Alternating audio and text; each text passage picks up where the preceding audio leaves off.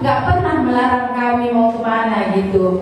Jadi tapi kami sejak kecil pun sudah dibawa ke dalam penyembahan berhala itu gitu.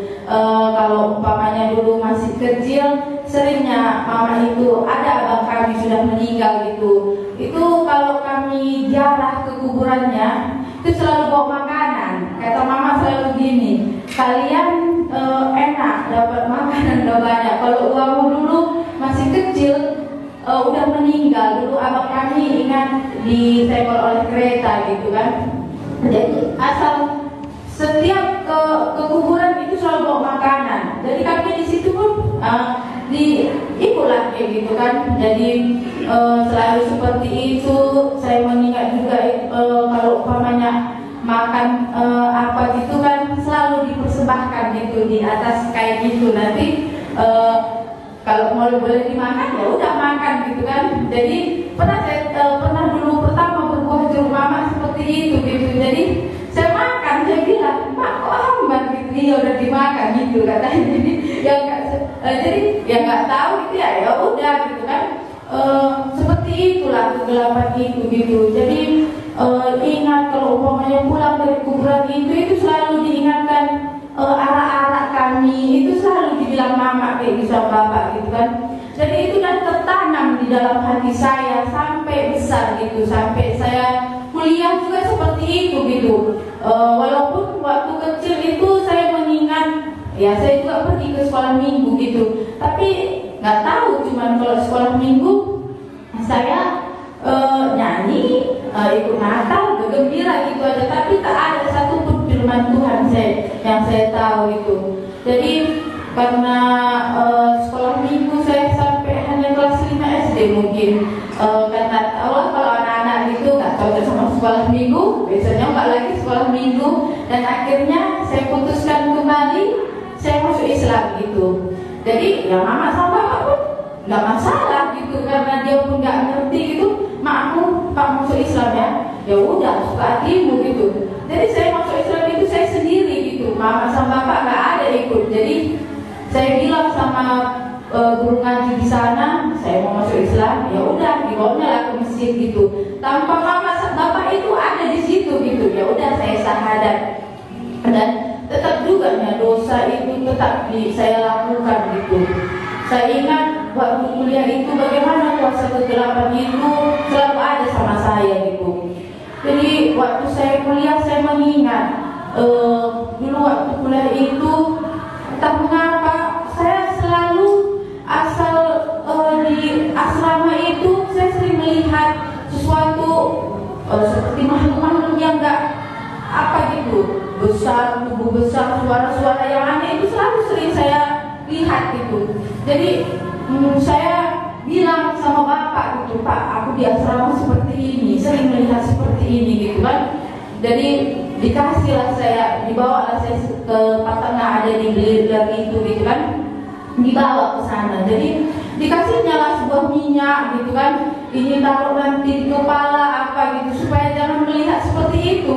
Tetap saja melihat juga gitu kan, tapi karena ada kuasa kegelapan masih saja saya lakukan gitu ya. Kalau sholat ikutnya saya sholat gitu, tapi hal-hal seperti itu sering saya lihat gitu. Sampai akhirnya juga dulu saya mau ujian gitu, ujian akhir kuliah itu saya dipimpin oleh dosen yang begitu kejam gitu ya.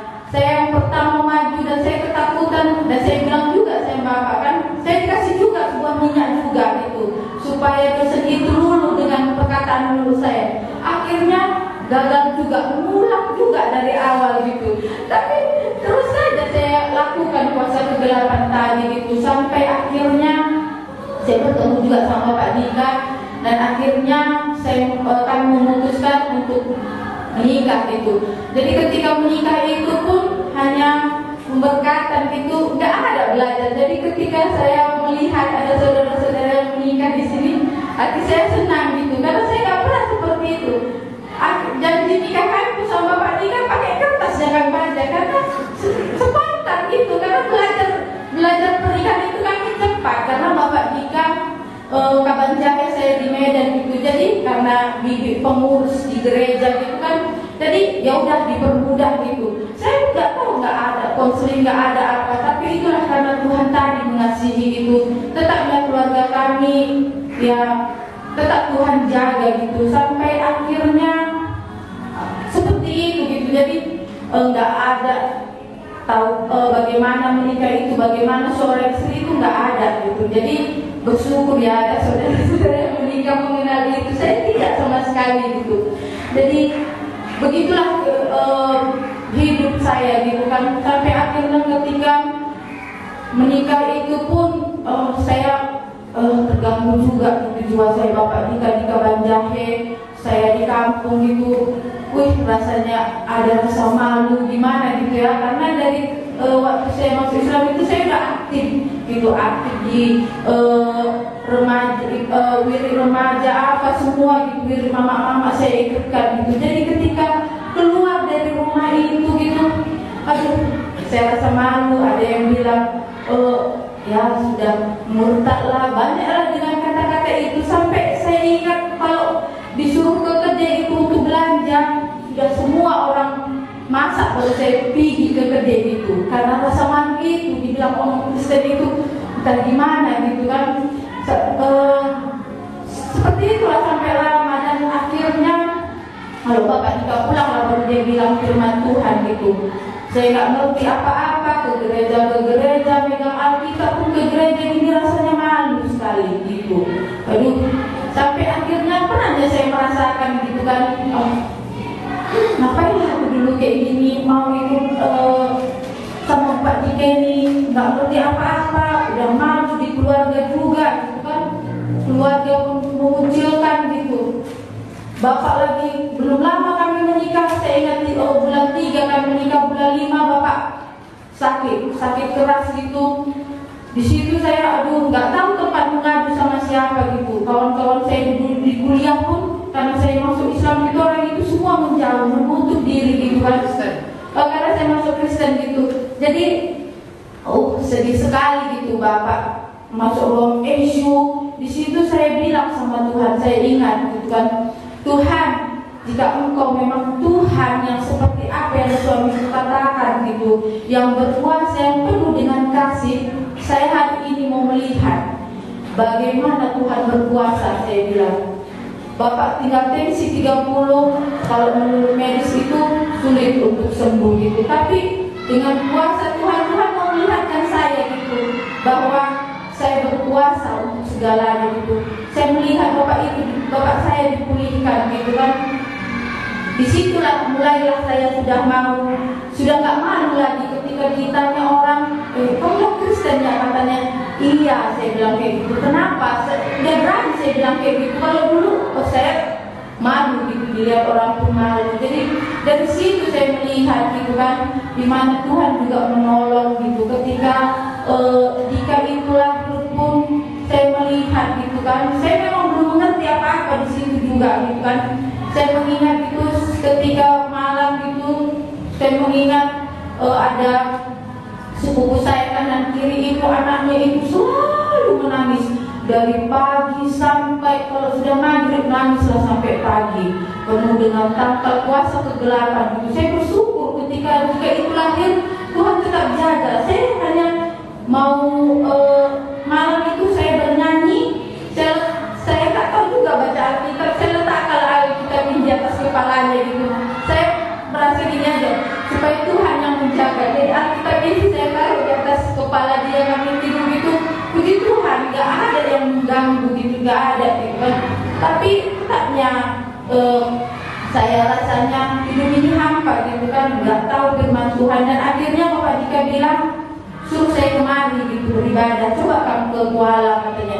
Ketika saya pertama sekali beribadah kemari, ketika bernyanyi itu, hati saya rasanya saya nggak ngerti gitu, kok senang kali gitu, bahagia sekali gitu. Lalu saya bilang sama Bapak Dika, saya tadi gereja di sana senang kali Pak Dika, saya bilang kayak gitu, karena Bapak Dika nggak ikut, dia menjaga Dika gitu supaya kamu fokus katanya. Baru nggak lama kami ibadah kemarin, jumpa sama bibi gitu, bibi menobrak cerita kayak mana rasanya gitu. Baru saya cerita, iya saya pun rindu akan firman Tuhan gitu. Jadi ketika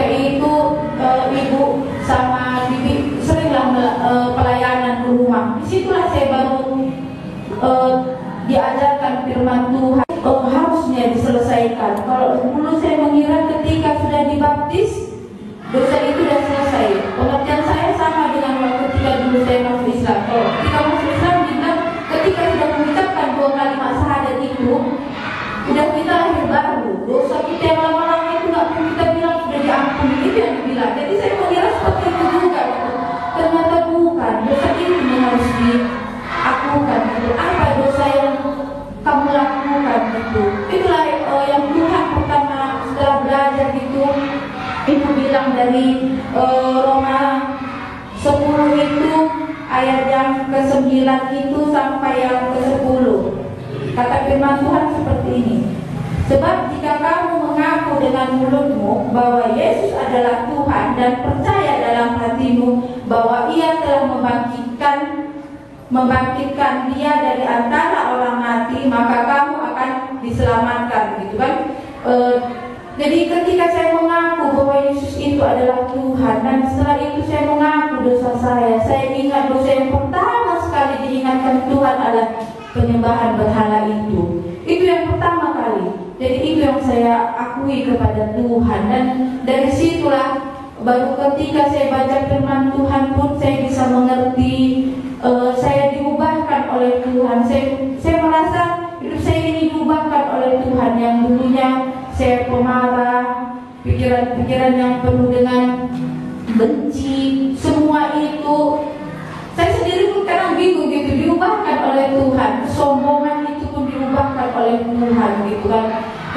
Luar biasa Tuhan itu di dalam hidup saya, dan saya juga bersyukur gitu. Kedua orang tua saya pun bisa mengenal Tuhan akhirnya gitu. Jadi bukan saya saja yang diselamatkan gitu. Jadi ketika satu orang percaya di rumah itu, maka sisi rumah akan diselamatkan kata Tuhan. Itu memang jadi gitu. Satu persatu keluarga saya diselamatkan oleh Tuhan gitu. Jadi saya bersyukur semua dipulihkan oleh karena Tuhan. Saya nggak pernah berpikir bahwa ketika saudara-saudara saya kembali mulai kepada saya, itu pun karena Tuhan gitu. Mereka sudah mulai datang, sudah mulai cerita, sudah mulai nyaman gitu. Dan ketika mereka pun sudah nggak lagi risih dengan saya gitu. Mereka juga sudah nyaman gitu. Jadi nggak ada lagi rasa mereka ketika datang ke rumah, makan di rumah apa seperti itu pun mereka sudah mau gitu. Itu semua saya rasakan karena Tuhan gitu. Tuhan memulihkan hidup saya dan Tuhan memulihkan segalanya gitu. Itu yang bisa saya bagikan. Terima kasih.